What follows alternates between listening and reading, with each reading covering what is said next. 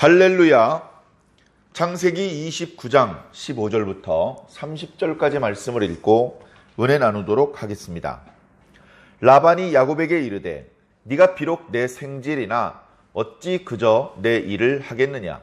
네 품삯을 어떻게 할지 내게 말하라.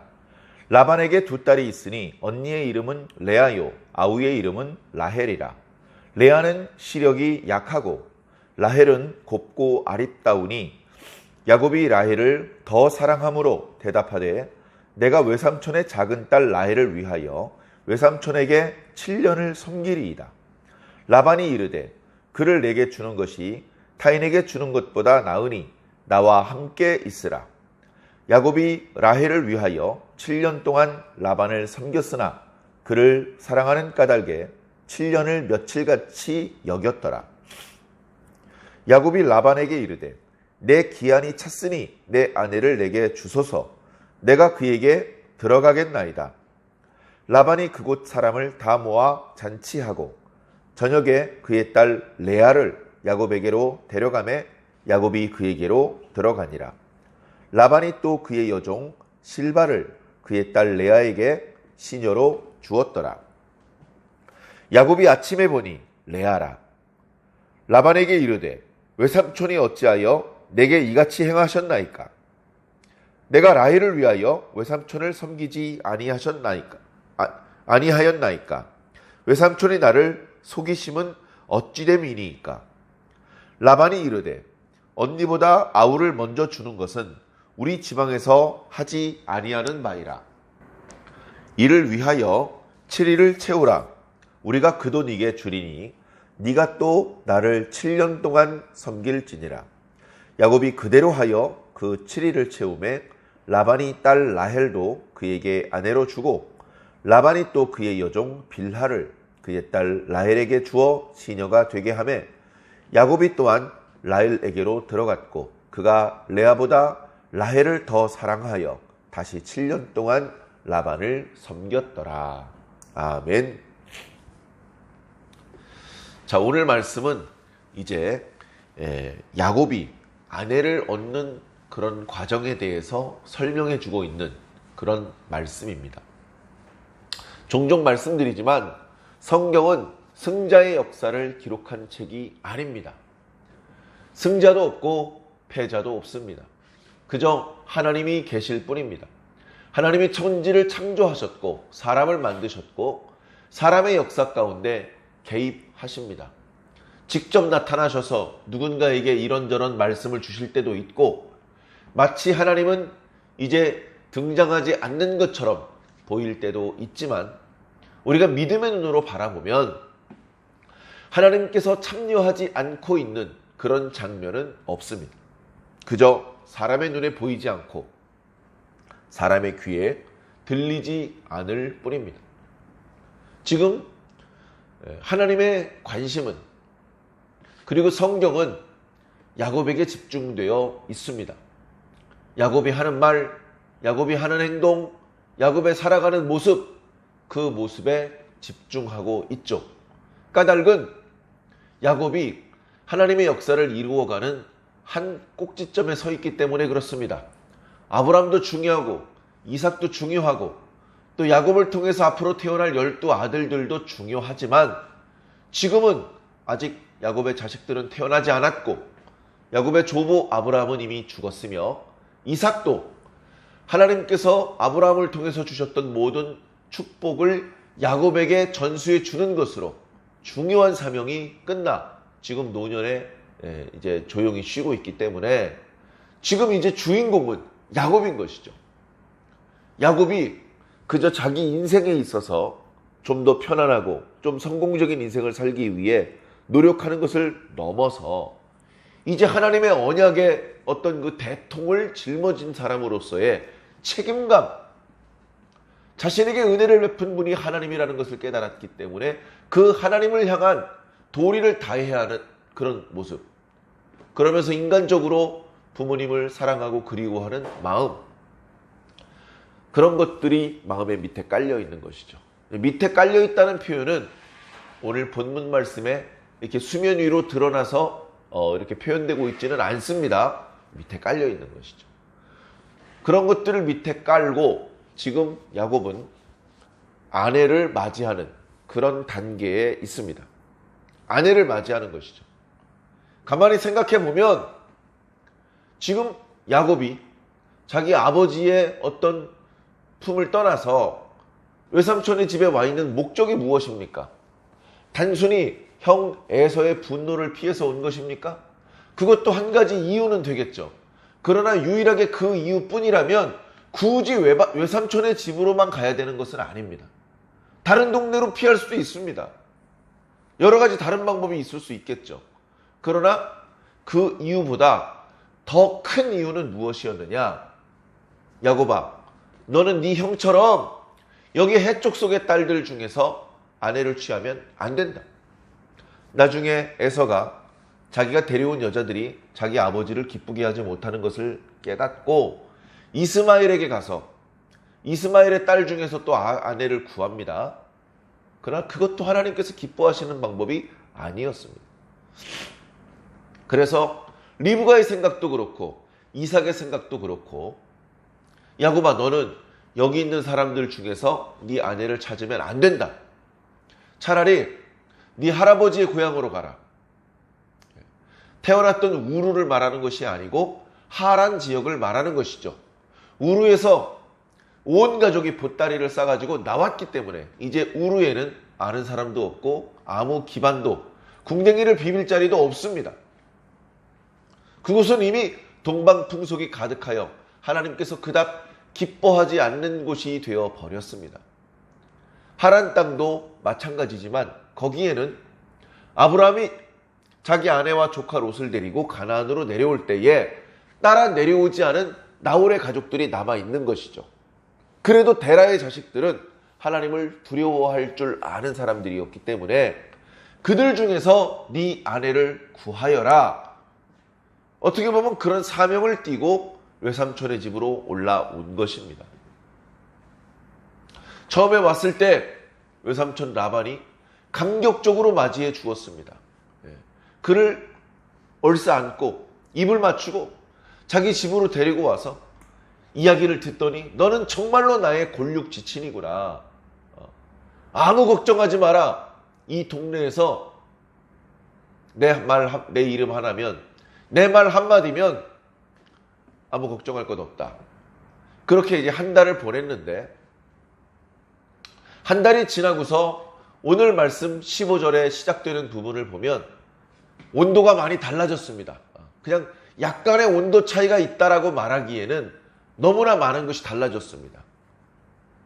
라반이 야곱을 보는 눈빛이 달라졌고 라반과 그의 가족들이 야곱을 대하는 태도가 달라진 것입니다. 정말로 눈에 넣어도 아프지 않은 골육 지친이라고 말할 때는 언제고 지금은 그저 돈 안 주고 일 시킬 수 있는 그런 일꾼처럼 그렇게 바라보고 있는 것이죠. 그래 우리가 읽고 있는 개역 개정판 성경은 상당히 신사적으로 번역을 해 놓았지만 원문의 의미를 살려서 말씀을 드리면 이렇게 말하고 있습니다. 라반이 야곱에게 이르되 야 임마 네가 내 생질이냐? 이렇게 물어보고 있는 겁니다. 네가 임마 조카는 무슨 조카야? 일해 일. 일한 만큼 내가 품삯 줄게. 품꾼의 하나로 여겨주겠다는 겁니다. 품꾼의 하나로. 이때 야곱이 상당히 당황했을 것입니다. 삼촌 왜 그래요? 골육지친이라면서요. 잘해주시더니 왜 갑자기 요새 왜 그러세요? 외구 자식은 너 일한 거에 대해서 내가 얼마 주면 되겠냐? 이제 이런 분위기인 것이죠. 그래 야곱도 어린애가 아닌데 눈치껏 행동을 해야죠. 눈치껏 행동을 해야 됩니다. 지금 상황이 어떻습니까? 야곱과 라반 사이에 대등한 관계가 아닙니다. 공정한 계약을 맺을 것을 기대하면 안 됩니다. 쫓겨납니다. 뭐? 너 일해놓고서 남들이랑 똑같이 받겠다고? 이놈 자식이 도둑놈 자식 아니야? 예를 들어서 이런 식으로 하면 쫓겨나는 것입니다. 뿐만 아니라 지금 야곱은 일할 데가 없어서 품꾼으로 일하려고 여기까지 온 게 아닙니다. 그저 품꾼으로 일할 거였으면 훨씬 좋은 조건으로 일할 수 있는, 이렇게까지 멀리 오지 않아도 중간중간에 일할 때가 많이 있었어요. 그런데 지금 상황이 야곱이 원하는, 기대하는 방향대로만 흘러가지는 않고 있습니다. 야곱은 생각했습니다. 품삯도 제대로 쳐서 받지 못할 것이다. 그리고 결정적으로 자신이 외삼촌의 집에 온 것은 외삼촌의 딸 중에서 아내를 구하라고 아버지께서 신신당부하셨기 때문이지, 내가 그저 뭐 친척 얼굴 보려고 온 건 아니다. 그래서 아내를 달라고 요구를 합니다. 아버지가 말씀하신 대로 외삼촌의 딸 중에서 아내를 구하라고 했는데, 한 달 전에 우물가에서 만났던 라헬은 사실은 첫째 딸은 아니었습니다. 둘째 딸이었고, 그 위에 레아라고 하는 언니가 있었던 것이죠. 이 둘에 대해서 성경은 뭐라고 설명하고 있느냐? 레아는 시력이 약하고 라헬은 곱고 아리따다. 라헬에 대해서는 그냥 뷰티풀 이러면 되는 거죠. 뭐 여러 가지로 설명할 필요가 없어. 그 동네에서 제일 예쁜 여자, 이런 겁니다. 레아는 동생만큼 아름답지 못했어요. 거기다가 시력이 약하다, 이렇게 표현하고 있습니다. 자, 시력이 약하다고 번역을 해놓다 보니까 우리는 어떤 느낌을 갖게 되냐면, 우리 이제 안경을 써야 되는데 안경을 쓰지 않으면 눈을 이렇게 찡그리고 뭘 보게 되지 않습니까? 그리고 뭘 잘 분간하지 못해서 실수를 하고, 멀리서 알아보지 못하고 가까이 와야 뭘 분간할 수 있는 상당히 답답하고 불편한 그런 모습들이 연상될 것입니다. 여기 시력이 약하다라고 표현된 히브리어 단어에는 사실 약하다는 의미 이외에도 부드럽다라는 의미가 있습니다. 뭐 우리가 그런 말을 하죠. 커피를 탈 때도 커피를 강하게 탈 수도 있지만 약하게 탈 수도 있습니다. 약하게 타면 맛이 부드럽고 연해지는 것이죠. 그래서 의미가 통하는 것인데, 지금 시력을 가리켜 놓고 이렇게 표현을 하고 있는 것입니다. 그래, 어쩌면 레아는 우리가 생각하는 것처럼 아이고 안경 써야 되겠네, 시력이 이렇게 나빠서 목동일은 어떻게 한대? 보통 목동들은 눈이 좋습니다. 우리가 잘 아는 몽골 사람들 보면 우리보다 시력이 거의 10배가 좋습니다. 엄청나게 멀리 글씨를 써놓고 서 있어도 그 글씨를 읽어봅니다. 우리나라 사람들의 시력으로는 점도 잘 안 보이는데 점이 아니라 거기에 써져 있는 글씨가 보인답니다. 그렇다 보니까 저 언덕 끝, 지평선 끝에 오고 있는 것이 양인지 염소인지, 목동이 2명인지 3명인지도 알아보고, 그들이 그저 평화롭게 양을 뜯기는 사람인지, 말을 급하게 몰고 와서 내 가족들을 죽일 산적대들인지 분간을 할 수 있었던 것이죠. 좋은 시력은 죽고 사는 문제와 연결되어 있습니다. 시력이 나쁜 사람들은 진작에 산적죄들에게 멸족을 당했을 것입니다. 그래, 지금 살아남은 사람들은 다 눈이 좋은 사람들이죠. 지역은 다르지만 야곱이 살고 있는 동네도 목동들은 의뢰 눈이 좋은 사람들입니다. 그래, 여기 레아도 자기 아버지의 양떼들을 돌보는 입장에서 시력 자체가 완전히 엉터리였다라고 생각하기는 어렵습니다. 그런 상황이면 양떼를 돌볼 수조차 없기 때문에 그렇습니다. 그게 아니고 그의 눈빛이 부드러웠다. 그의 표정은 인자했다. 표정이 인자했다는 것은 그의 성품도 인자했다. 화가 난다고 버럭 화를 내거나 슬프다고 우울한 기색을 여러 날 비치고 그렇게 하지 않고, 속이 깊어서 묻어난, 오히려 인격적으로는 더 성숙한 모습이었다는 것을 성경은 말씀해주고 있습니다. 그래서 영어 성경도 보면 시력이 나쁘다라고 표현된 그런 번역한 성경도 있지만, 시력이 눈빛이 부드러웠다, 이렇게 번역한 성경도 있는 것입니다. 자, 이렇게 있는데 어쨌든 눈빛이 부드러운 걸 가지고는 야곱의 마음을 살 수는 없는 것이죠.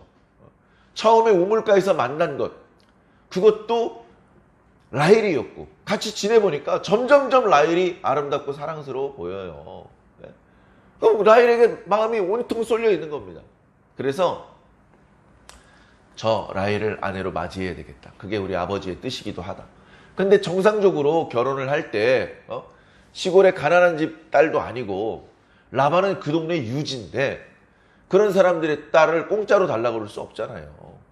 예전에 아브라함도 자기 아들 이삭의 아내 리브가를 아내로 맞아들이기 위해서 낙타 10마리 등에다가 온갖 보물을 싣고 갔어요.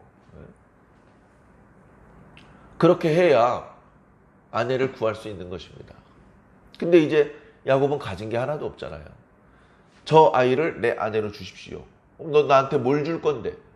줄 게 없는데요? 자식 상당히 웃긴 놈이네. 이러고 끝나는 겁니다. 그러니까 뭐라고 말합니까? 저 외삼촌의 작은 딸 라헬을 나에게 아내로 주십시오. 그러면 제가 7년 동안 외삼촌을 섬기겠습니다. 섬긴다는 말은요, 월급을 받지 않고 따로 돈이나 뭐 양으로 일한 것에 대한 보상을 받지 않고 그냥 일만 해드리겠습니다. 이런 뜻입니다. 그냥 일만 해드리겠습니다. 이 원어적인 의미를 잘 살펴보면 제가 외삼촌의 종이 되겠습니다. 라고 그렇게 말하는 것이나 마찬가지입니다. 종이 뭐 하는 사람들입니까? 쎄빠지게 일은 하지만 그 일에 대해서 보상을 받지 못하는 사람들을 말하고 있는 것입니다. 야곱이 스스로 종이 되겠다고 합니다. 물론 종신토록 종이 될 생각은 없죠. 아내를 얻기 위해서 자기가 일한 것에 대한 보상으로 돈이 아니라 아내를 요구한 것이죠. 그래서 신명기 말씀에 이렇게 아내를 얻기 위해서 돈을 건네주는 것, 요즘 표현으로 지참금이라고 말하죠. 우리 대한민국 문화에는 거의 없는 것인데 외국에는 그런 흔적들이 지금도 조금 남아있다고 하는데요. 일상적으로 관례적으로 그렇게 주는 지참금보다 훨씬 많은 걸 요구하는 겁니다. 보통 목동이 일상적으로 받는 보상, 그거 7년치, 그거는 아내 한 명을 위한 지참금으로 계산하기에는 너무나 큰 것이죠. 그렇게 뭔가 큰 걸 제시해야 외삼촌이 거절하지 않고 받아들일 것 같기 때문에 아마 그렇게 이야기했을 것입니다. 라반이 얘기합니다. 그래, 그를 너에게 주는 것이 다른 사람에게 주는 것보다 나으니 너는 나와 함께 있으라. 이 말 속에 많은 게 들어있죠. 자, 라헬이라고 말하지 않았습니다. 그냥 그라고만 말했습니다. 삼촌, 나에게 라헬을 아내로 준다고 했잖아요. 내가 언제? 그렇게 말한 적이 없어요. 자, 두 번째, 너는 나와 함께 있으라. 다시 말해서 넌 이제 내한테 걸렸어. 나는 너에게 평생 월급 안 줄 거야. 너는 내 종이 됐어 이제. 넌 쎄빠지게 나를 위해서 일만 해야 돼. 이렇게 되는 거예요. 자기 재산은 자기 아들한테 주고 자기 조카인 야곱에게는 자기 딸을 주고 끝나는 겁니다. 그러니까 야곱이 전에는 아버지 속이고 형을 배반하고 이렇게 살았는데 지금 외삼촌의 집에 가가지고 갑이 아니잖아요 이제는. 이런 상황에서 지독한 사람 만나가지고 제대로 당하고 있습니다. 자, 그런데 지금은 아직 기력이 왕성하고 특히 라헬을 사랑하는 마음이 뜨거웠기 때문에 아유, 저렇게 아름다운 여자를 아내로 맞이할 수 있다면 7년이 뭐 대수냐? 7년을 그냥 며칠 지나는 것으로 생각을 했습니다. 여기 며칠이라는 단어가 나오죠. 며칠이라는 단어를 보니까 갑자기 뭐가 생각나냐면 리브가가 생각납니다. 야, 내 오라비 라반의 집에 가 있어. 며칠만 있어. 내가 사람 보내서 너 다시 이리로 오게 할게. 어머니가 사람을 안 보내요. 사람을 안 보내는 이유가 뭘까요? 잊어버려서 그랬나요? 몸이 아프신가요? 아니면 생각보다 에서의 분노가 아직도 가라앉지 않고 있는 건가요? 성경은 그 부분은 이야기하지 않고 있습니다. 계속 며칠 있는다고 하더니 7년을 봉사를 합니다. 자, 20절에서 21절 넘어가면서 7년 지났습니다. 7년이 지났는데 아내를 안 줍니다. 한 달쯤 기다려봤는데 줄 생각이 없어요. 그래? 외삼촌 라반의 집에 가서 처음으로 라반 앞에 큰 소리를 칩니다. 외삼촌! 어떻게 된 겁니까? 7년 섬겼잖아요. 7년 하고도 몇 달이 지났어요, 지금. 아니, 라헬을 아내로 준다고 그렇게 약조를 하고 7년을 섬겼는데 왜 안 주시는 겁니까? 처음으로 큰 소리 쳤어요. 한 번도 자기 권리 주장을 못하고 야단치면 야단 맞고 다른 사람보다 험한 일 시키면 군소리 없이 따르기만 했는데 처음으로 외삼촌 앞에서 가족들 다 듣는 데서 소리 질렀습니다. 외삼촌이 웬일로 다투질 않아요. 알았다 하더니 사람들을 시켜서 잔치 준비를 합니다. 혼인잔치죠. 잔치를 준비를 하고 날짜를 정했죠. 그리고서 동네 사람들을 초대를 합니다. 이 동네 사람들은 증인이 되는 겁니다. 증인. 결혼에 대한 증인. 왜 이렇게 하느냐? 혼인을 할 때에 신랑은 신부의 얼굴을 볼 수 없습니다. 신부가 화장을 하고 아름다운 옷을 입고 얼굴을 가립니다. 하루 종일 얼굴을 가린 채로 그냥 앉아만 있습니다. 그러다 그날 밤이 되면 신부가 이제 자기 장막에 있고 그 장막에 신랑이 들어가는 것이죠. 그렇게 해서 결혼의 성사가 되는 겁니다. 그래서 조금 몇 달 지체하긴 했지만 결국은 라헬이 내 아내가 되는구나. 그 기쁨에 모든 걸 다 참았어요. 내가 좀 화가 났지만 라헬이 이제 내 아내가 됐으니까 괜찮아. 그래가지고 첫날 밤을 보내고 다음날 아침 날이 밝아서 보니까 자기 옆에 누워있는 여자가 자기가 사랑하는 라헬이 아니고 레아입니다. 얼마나 화가 났을까요? 속았잖아요. 불같이 화를 냅니다. 또 외삼촌 이거 어떻게 된 겁니까? 어떻게 저한테 이러실 수가 있습니까? 제가 7년 동안 얼마나 열심히 일을 했는데 그런 저한테 이렇게 할 수 있습니까? 제가 분명히 외삼촌의 작은 딸 라헬을 달라고 하지 않았습니까? 이거 어서 많이 보던 모습입니다. 아버지, 저에게도 축복해 주세요. 야곱에게만 축복하지 말고 저에게도 축복해 주세요. 엉엉 울면서 아버지의 옷자락을 잡아당겼던 에서의 모습이 생각납니다. 에서가 동생한테 속고 얼마나 분했을까요? 그 분노를 지금 야곱이 당하고 있는 겁니다. 성경은 여기서 분명한 답을 주고 있습니다. 속여서라도 하나님의 복을 받으면 되는 것인가? 속이면 안 된다는 대답을 분명히 해주고 있는 것이죠. 야곱은 룰을 무시하는 사람들이에요. 룰을 무시했어요. 자기가 하고 싶은 대로 자기가 원하는 것을 얻기 위해서 속이는 방법도 주저하지 않는 그런 모습을 보였습니다. 관례에 따르면 어떻습니까? 관례에 따르면 형의 에서가 장자의 축복을 받아야 됩니다. 형이 모든 재산을 가지고 야곱은 영적인 축복만 받아도 그게 더 큰 거예요, 사실. 그런데 장자의 축복, 아버지의 재산까지 야곱은 욕심을 냈던 것입니다. 관례를 깨는 것이죠. 스스로 자초한 위기의 상황을 피하기 위해서 외삼촌 라반에게 왔을 때 마을로 들어오기 전에 우물에 앉아 있었던 것을 기억하실 것입니다. 우물 입구에 큰 돌로 뚜껑을 덮어놓은 그런 우물이었죠. 그 우물에는 어떤 관례가 있느냐? 먼저 온 목동이 자기 양에게 먼저 물을 마시게 해야 됩니다. 이미 거기에는 기다리고 있는 모든 목동들이 다 모이면 돌을 굴리고 그리고 먼저 와서 기다리던 목동이 양의 물을 마실 때까지 나중에 온 목동들은 기다려야 되는 관례가 있었습니다. 그런데 거기서도 야곱은 관례를 깹니다. 맨 마지막에 온 라헬에게 우물의 뚜껑을 열어가지고 먼저 물을 마시게 해버린 겁니다. 그랬던 야곱이 지금은 꼼짝없이 관례에 따라서 자기가 사랑하는 여자가 아니었던 라헬의 언니 레아와 먼저 결혼을 해야 되는 것입니다. 억울하지만 어떻습니까? 이제 따라야 되죠. 야곱의 입장이 힘들었을 것입니다. 수일이 지나면 사람을 보낸다던 어머니가 사람을 보내지 않아 어머니에게 속은 것 같고 너는 나의 굴육지신이라고 하더니 날로 먹으려고 하는 라반에게 속은 것 같고 자신의 아내가 되겠다고 약속했던 라헬도 저쪽에서 희죽희죽 웃고 있는 것이 그녀도 자신을 속인 것 같고, 많은 증인들 앞에서 레아와 결혼시켜서 레아도 자기를 속인 것 같고, 마을 사람들이 전부 자기를 속인 것 같습니다. 원래 우리 마을에는 언니를 먼저 시집 보내야 되라는 그런 관례가 있다는 걸 아무도 알려주지 않았습니다. 모든 사람이 야곱을 속인 겁니다. 속고 나니까 너무나 가슴이 아픕니다.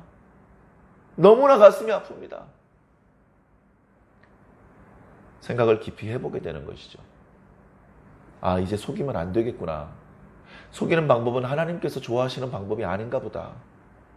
나 때문에 우리 형은, 나 때문에 우리 아버지는 얼마나 놀라셨고, 얼마나 배신감을 느끼셨고, 얼마나 분노하셨을까. 이게 느껴지니까 나중에 형 앞에 무릎을 꿇을 수 있었던 겁니다. 이게 느껴지니까 아버지 앞에 머리를 숙일 수 있었던 겁니다.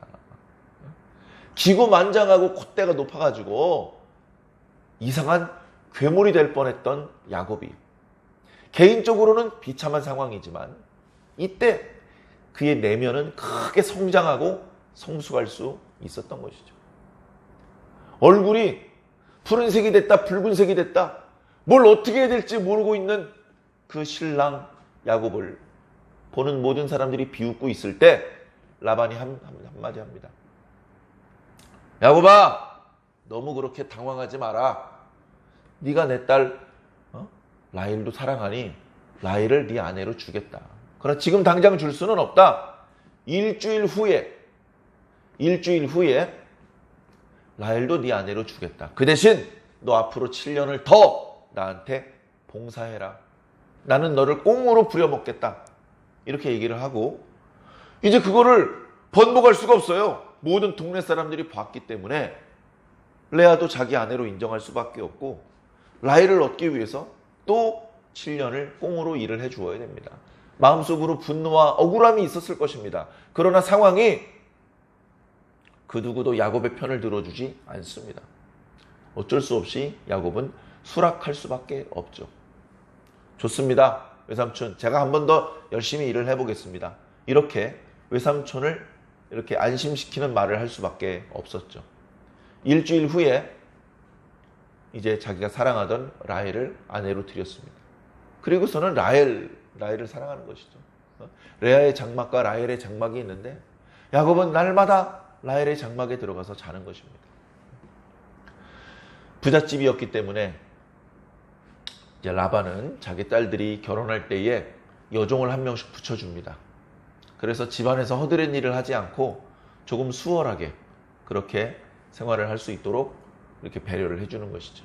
자, 오늘 말씀은 여기서 마무리됩니다. 이 말씀을 통해서 야곱이 결혼하는 이야기들이 나타나는데요. 단순히 결혼했다라는 것이 아니라 그 과정에서 여러 가지 상황들이 연출됩니다. 그리고 그 상황들은 승자가 야곱이기 때문에 야곱에게 유리하게 포장해서 미화시켜서 말씀해주지 않고 있는 그대로 말씀해주고 있습니다. 야곱이 자기 아버지를 속이더니 결국 자기가 속게 되었고, 그 억울함과 분노로 항변을 하지만 받아들여지지 않는 상황을 마주하면서 자신에게 속았을 아버지, 자신 때문에 분노했을 형을 떠올렸을 것이고, 그 과정에서 깊이 후회하고 반성했을 것입니다. 우리 스스로 자기 자신을 돌아보아야 됩니다. 자신의 말과 행동 가운데 실수가 있었는지 살펴보고, 혹시 그것 때문에 마음의 상처를 받은 사람이 있는지 조심스럽게 돌아보아야 합니다. 그래서 사과할 것이 있으면 사과해야 되고, 풀어야 될 것이 있으면 풀어야 되며, 그리고 앞으로는 그런 실수를 저지르지 않을 수 있어야 합니다.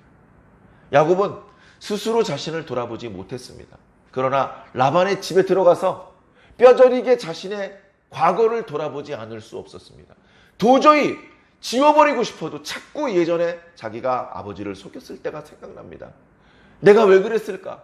울면서 가슴을 쳐도 이미 지나간 일입니다. 지금 뭘 새롭게 할 수가 없습니다. 그냥 지금부터 잘하는 수밖에 없습니다.